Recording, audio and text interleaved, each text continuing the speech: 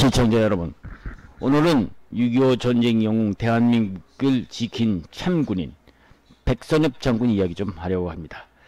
백선엽 얘기가 나왔으니 백장군이 태어나던 시절 얘기부터 한번 살펴보고 이 이야기를 시작하고자 하겠습니다. 백선엽은 1920년 11월 23일 일제시대 평안남도 강서군 덕흥리에서 아버지 백윤상과 어머니 방효열의 장남으로 태어났습니다. 1926년 7살 때 아버지를 일찍 여의고 홀어머니 아래에서 동생들과 어렵게 생활을 하였다고 합니다. 그의 어머니는 8살 되던 해에 생활고에 못 이겨 가족과 함께 대동강에 극단적 행위를 했었지만 백선엽의 큰 누이가 울며 말리는 바람에 다시 독한 마음을 먹고 남의 집 밭일 품팔이를 하고 집에 들어와서는 길쌈을 매면서 나이 어린 두 누이들이 공장에서 일하며 어려운 생활을 했었다고 하죠. 그는 일본인 선생으로 조선인 학생들에 대한 멸시를 받으며 평안남도 약송소학교로 졸업을 하였으나 어머니가 중학교에 들어갈 학비를 대줄 수 없다고 하자 길가에서 노점상도 해보고 일자리를 찾아보았지만 어디다 써주지 않자 학비가 없어도 다닐 수 있는 평양사범학교를 진학을 합니다. 평양사범학교를 나와서 교사로 근무하게 된 것이죠. 조선인 학생들에게 일본말로 학생들을 가르쳐야 하는 현실에 일본인 교장의 눈치를 보면서 살아가야 하는 그의 운명을 고민하게 됩니다. 그런 요즘같이 국어시간이면 우리 걸로 가르치는 것이 아니라 일본어로 눈치를 보며 가르쳐야 하는 현실의 해이를 느끼고 틈틈이 학생들에게 우리 시조의 고유 시조를 가르쳐주기도 하면서 일본 교장의 눈을 피해 가르치기도 했다고 하죠. 초등학교 교사 백선엽은 이때부터 왜 이렇게 살아야 하는가 고민하던 중 이이제이라는 고사 성어가 항상 마음에 걸렸죠. 이이제이 시청자 잘 아시겠지만 중국의 고사성어 말 그대로 오랑캐를 오랑캐로 제압한다는 뜻의 마음을 두고 조선인 선생이라는 멸시를 극복하려면은 만주의 일본인들이 세운 군관학교로 들어가서 일본인을 제어해야 한다고 마음을 갖고 만주 봉천에 있는 군관학교에 시험을 치러서 우수한 성적으로 입학하게 되죠. 결국 태평양 전쟁이 한참이던 해인 1941년 12월 30일 만주 봉천 군관학교를 졸업하고 만주군 소위로 임관하게 됩니다. 결국 그는 만주 열화성 간도특설대에 배치, 당시 중국 공산군의 주력부대인 팔로군과 전투에 참가하게 됩니다. 1945년 8월 15일 2차 대전이 끝나자 일본이 항복하자 평양으로 돌아온 그는 그가 평소 존경하던 고당 조만식 선생을 찾아가서 비서로 활동을 합니다. 하지만 공산당들이 저지른 각종 행위의 해이를 느끼고 1945년 12월 24일 38선을 넘어 월남을 합니다. 월남 후에 1945년 12월 5일 군사영화학교 1기생 1946년 2월 26일 임관되어서 국방경비대 중위가 되었고 그 다음 해인 1월 15일 창설된 국방경비대 5연대장으로 발령을 받습니다. 1948년 4월 국방경비대 정비국장에 임명되고 1948년 10월 25일에는 대령으로 진급, 1949년은 제5사단장, 유효가 일어나던 해인 1950년 4월 23일 1사단장으로 발발, 그해 7월 25일 준장으로 진급을 합니다. 백선엽 장군은 6.25 전쟁 당시 부산 교도부 방어작전이 최대 결전지였던 다부동 전투를 승리로 이끈 영웅입니다. 만약 다부동 전투에서 우리가 패배했다면 지금의 대한민국은 존재할 수가 없었을지도 모릅니다. 그는 전쟁 중 평양에 첫 번째로 진군했고 서울 제수복에 선봉에 섰던 명장이기도 합니다. 32살의 나이로 국군 최초로 대장에 오른 최고의 야전사령관이기도 했고 휴전선을 전후에 2번이나 육군 참모총장을 역임하는 인물입니다. 전쟁을 체험했거나 체험하지 않은 세대라고 하더라도 6.25 전쟁하면 떠올리는 인물이 있죠. 바로 백선엽 장군을 말합니다. 백선엽은 지금도 창군인 청형으로서 6.25 전쟁의 영웅으로 회자되고 있습니다. 우리 대한민국이 6.25 전쟁에 적화되지 않을 수 있었던 것은 바로 백선엽 장군 같은 창군인이 있었기 때문일 것입니다. 백선엽 장군, 그는 6.25 전쟁 당시 부산 교도부 방어작전의 최대 결전이 벌어진 다부동 전투에서 세계 전사상 최후의 사단장 돌격을 감행했던 인물입니다. 다부동 전투에서 우리가 패배했더라면 지금의 대한민국은 존재할 수 없었을지도 모르는 것입니다. 그는 전쟁 중 평양에서 첫 번째로 진군했고 서울 제수복에 선봉에 섰던 명장이기도 합니다. 32살의 나이로 국군 최초로 대장에 오른 최고의 야전사령관이지만은 두 번이나 육군 참모총장을 했죠. 백선엽 장군은 건군에도 참여한 60년 전 1950년 6월 불과 30살의 나이에 일사단장으로 6.25를 맞았습니다. 1950년 8월 낙동강 방어선상의 다부동 전투는 미국 전사에도 6.25 전쟁 최악의 전투로 기록되고 있습니다. 그는 이 전투를 승리로 이끌었습니다. 그가 지휘한 일사단은 다부동 전투에서 6,000명가량의 병력으로 북한군 2만 명의 총공세를 한 달 이상 막아낸 사람입니다. 그는 6.25 전쟁 발발부터 휴전까지 1,000일 이상을 전장에서 보낸 야전문 사령관이었죠. 백선엽 장군이 평양에서 민족주의자의 중심인 조만식 선생을 이끌었던 평안남도 인민위원 사무소에서 있었을 때요, 심상치 않은 일이 여러 번 일어났죠. 김일성의 친위대인 적의대가 사무실을 덮쳐서 백선엽 장군의 동생 백인엽씨가 대장이던 경호대의 무장을 강제 해산시킵니다. 사태가 이 지경에 이르자 나중에 국무총리까지 지냈던 정권씨가 찾아와서 함께 월남할 것을 권합니다. 백 장군은 우선 자기의 동생인 백인엽부터 데리고 가라 월남해달라고 부탁을 했죠. 김일성이 조선공산당 책임비서가 된 후 백선엽은 조만식 선생이 월남을 권합니다. 조만식은 백선엽은 고향이 평안남도 강서군으로 같았습니다. 조만식 선생은 백장군의 월남 권위에 나는 북쪽 사람들에게 할 책임이 있다. 이들을 버리고 나는 이 평양을 떠날 수 없다. 자네와 같은 젊은 사람이 남쪽으로 가서 이 나라를 통일해주기 바란다. 이렇게 권했다고 합니다. 백장군은 김백일 장군과 협의한 후 같은 간도 특설대 출신인 친남군 동생과 함께 38선을 넘어서 월남을 합니다. 월남 이후 이들 셋은 훗날 국방경비대가 되는 군사영어학교에 들어갔고 영어를 배웠던 마음으로 입교를 했지만 그들에게 주어진 임무는 부대 창설이었습니다.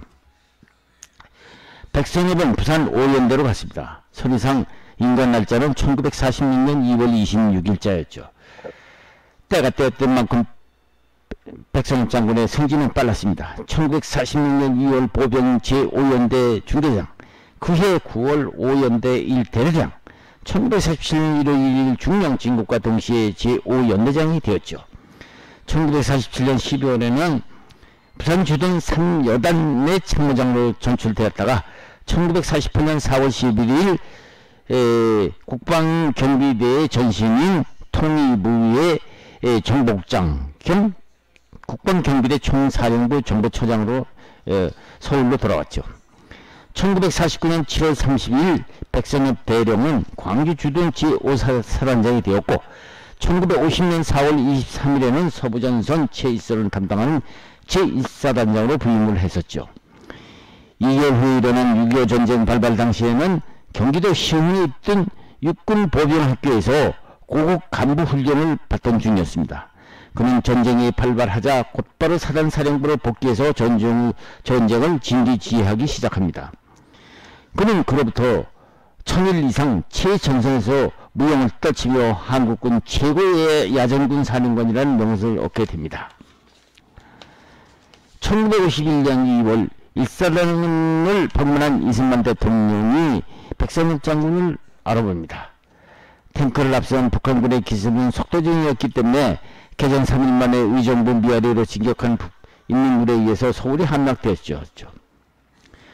전쟁 발발 1개월도 안 된 7월 20일에 대전이 함락됐고 7월 25일에 백선엽 대령은 준장으로 그 전쟁 중에 진급을 하게 됩니다.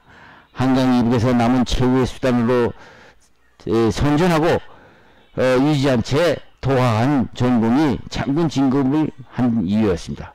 그 직후 백선엽 장군은 자신의 운명은 물론이고 조국의 운명을 건 혈전을 벌여야 했습니다. 그게 바로 다부동 전투였습니다.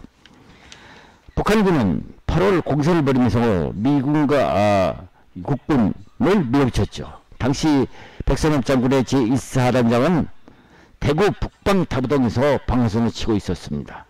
8월 중순 제1사단의 앞에 북한군 제3사단, 제13사단, 그리고 제1사단의 제1개 연대가 공격을 해오고 있었죠. 다부동 전투는 부산을 사수하는 국군과 미군의 운명을 건 결전이었고 8월 15일은 그 위기의 절정이었습니다. 그곳에서 백동전이 벌어졌죠. 북한군은 8월 15일까지 부산을 함락시키려던 당초 계획을 수정해서 8월 15일 대구 해방의 날로 정하고 총방사를 벌쳤던 것입니다. 치열한 방어전으로 한국군의 피로도는 한계점에 도달해 있었죠. 적은 화력이 우세한 미군 방어지역을 회피해서 제1사단 정면을 집요하게 파고들었다는 것이 백선엽 장군의 해고입니다. 그때 피하가 너무 가까이 대치해서 사격보다 수리탄을 주고받는 전투가 사단 정면 20km 전 전선에서 밤낮으로 계속됐었어요. 고지마다 시체가 쌓이고 시체를 발포 삼아서 싸운 겁니다. 드디어 한계 상황이 이루어졌죠. 저는 8월 15일 즉시 대구의 미 8군 사령부와 제2군단 사령부의 증원부대를 요청했었죠. 곧 25사단 7연대와 국군 8사단 10연대가 증원부대로 투입될 테니 그때까지 전선을 꼭 지키고 있으라는 해신이 날라왔습니다. 증원부대가 도착한 후 상황은 대등 결정이 돼 있었죠. 이것은 그의 해고입니다.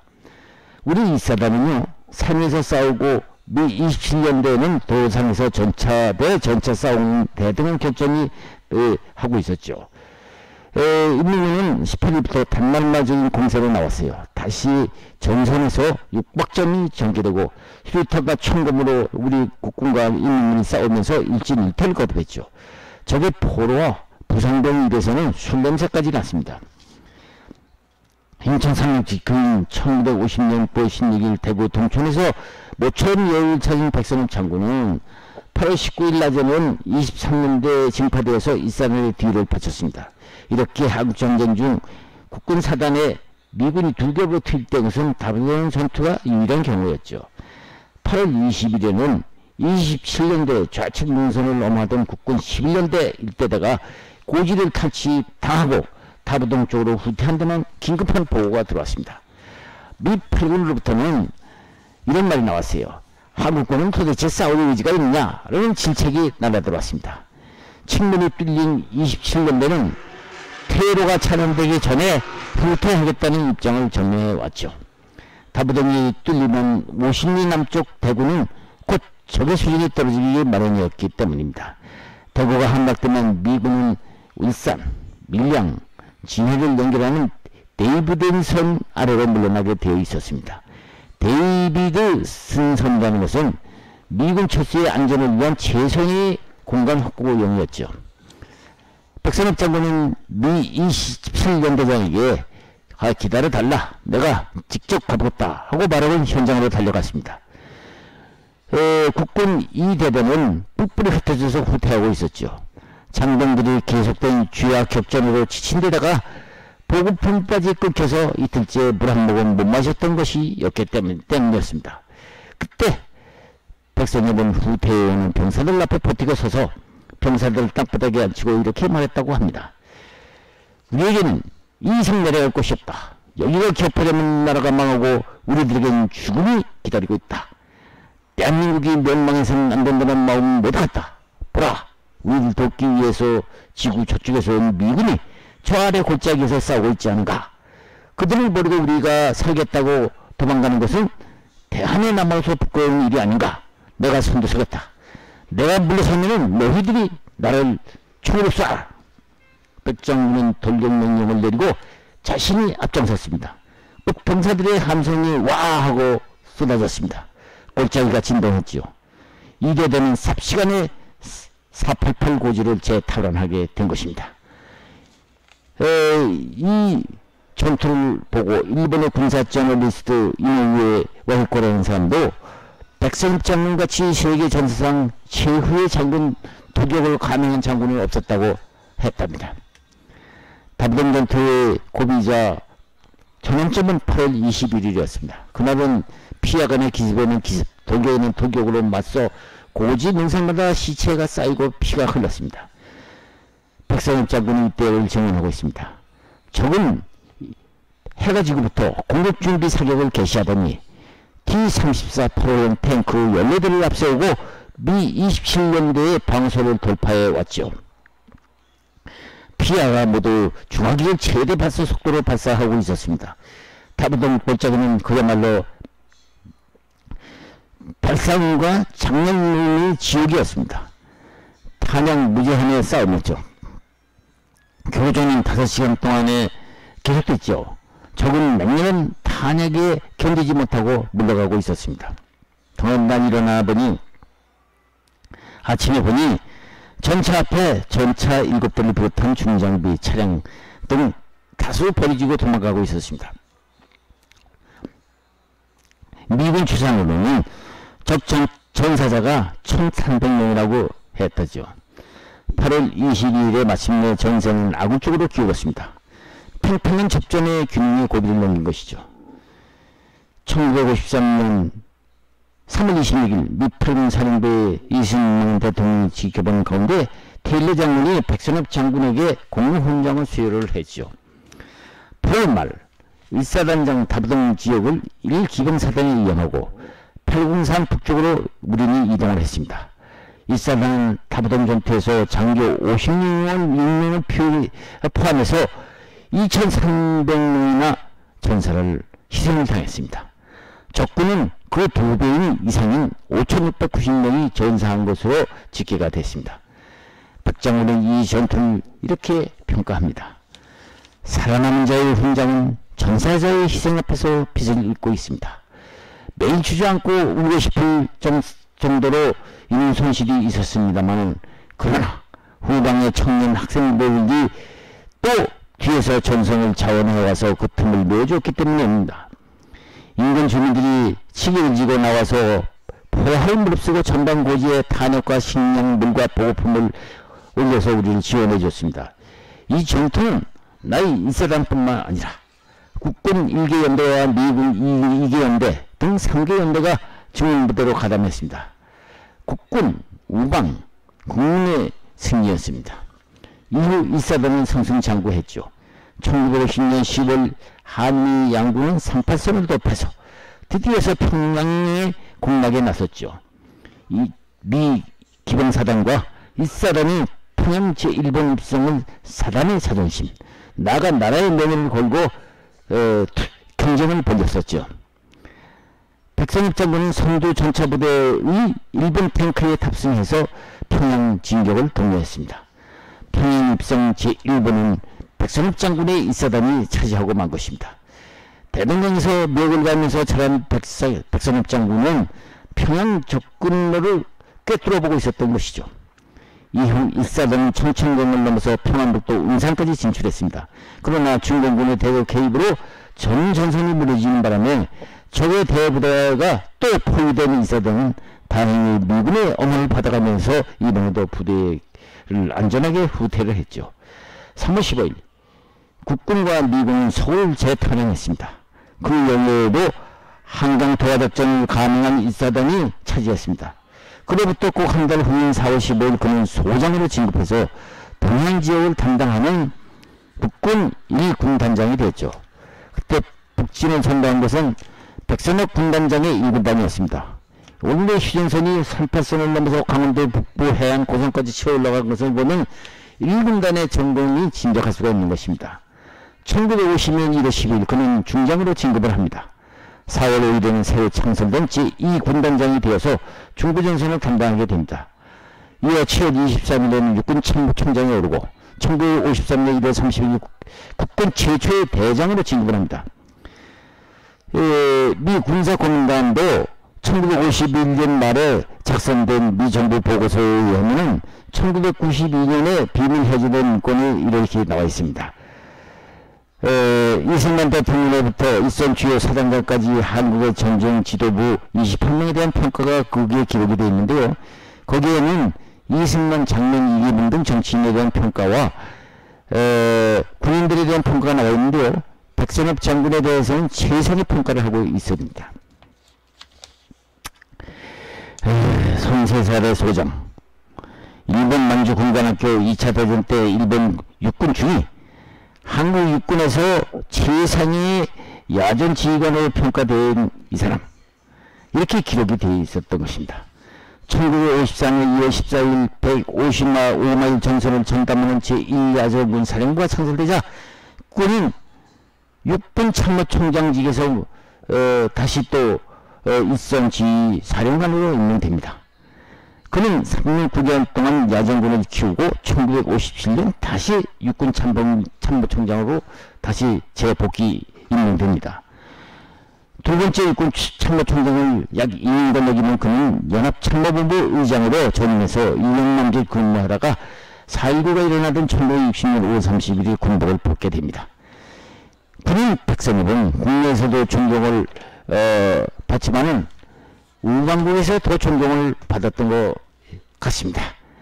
아이젠하워, 아버지 부시, 아들 부시 등 미국의 역대 대통령이 그를 백악관 기분으로 맞았던 것은 주지의 사실입니다. 일본의 자위대 고급 장교들조차도 실전에서 배우기 위해서 백장군을 찾아서 전투 경험을 물어봤습니다. 백장군에게 한국이 구원을 받은 것은 1950년 8월 21일 다부분 전투라고 본다. 오와자키 연구소의 주임 연구원 오카라 아키하라는 이런 말을 했죠. 만약 이 전투에서 다부동 전투에 뚫렸다면 그 후 부산까지 함락은 한순간이었을 것이다. 만약 대전 2개월인 이 시점에서 북한군이 부산을 점령했더라면 미군의 본격적인 지원인 시기를 놓쳐서 오늘날 조선반도는 전부 북조선이 되었을 것이다. 이렇게 말하고 있습니다. 이렇게 평가하던 그이지만은 전쟁에 나와서 공포가 없었을까요? 그 사람도? 백장군은 이런 심정을 말했습니다. 공포심을 극복하는 것은 책임감과 의지만 있으면 됩니다. 전투는 피와 지휘관이 벌어지는 의지의 충돌인지 누가 책임감이 강하냐에 따라서 승패가 갈리기 때문이죠. 오늘날 모든 사람들이 귀감이 되는 인물은 누구랄까 하고 이렇게 말하고 있습니다. 사회라는 공동체에서는 귀감이 되는 인물이 있어야 되는데 이 많은 사회구성원들을 이끌어주길 기대할 사람이 바로 이 백선엽 장군이 아니겠습니까? 여기서 우리가 본받고 싶어하는 인물이라면 타의 모범이 되고 행위의 기준으로 신께 마땅한 인물 백선엽을 추천할 수가 있는 것입니다.